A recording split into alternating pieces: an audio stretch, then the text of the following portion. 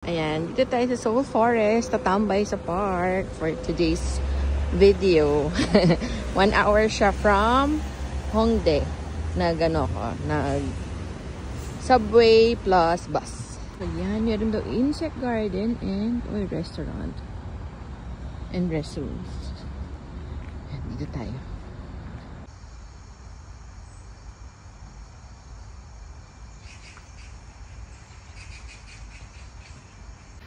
Hi, good morning. So, nandito tayo sa Seoul Forest.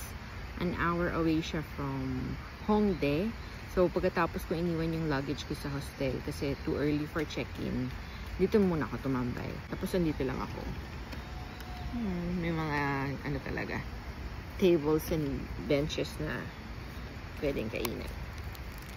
Yan.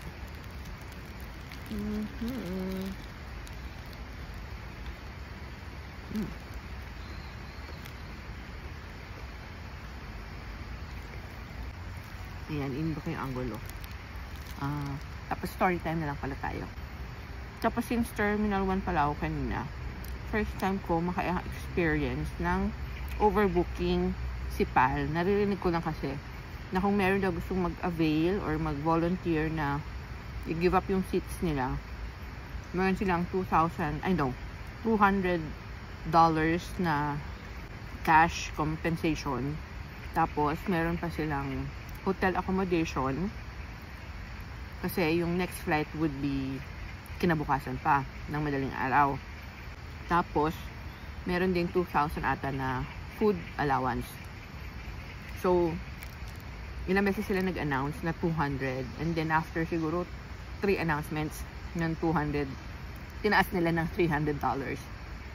Nung una sabi ko kung ako yun I'll grab it. However, na-realize ko na lugi pala kasi yung flight is Manila to Brisbane na via PAL. So, more or less, nasa $600 din yung pamasahe mo dun.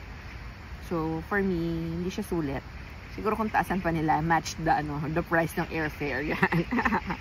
O kaya may free ticket na na any destination. Yun, dadanggawin ko. Pero, I wonder lang bakit siya overbook. Kasi, October pa lang naman. So, yun. First time ko lang na-experience.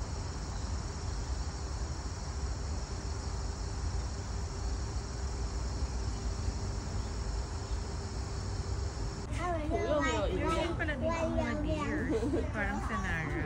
Pero sila tago. Dami nila. Pinapakain nila.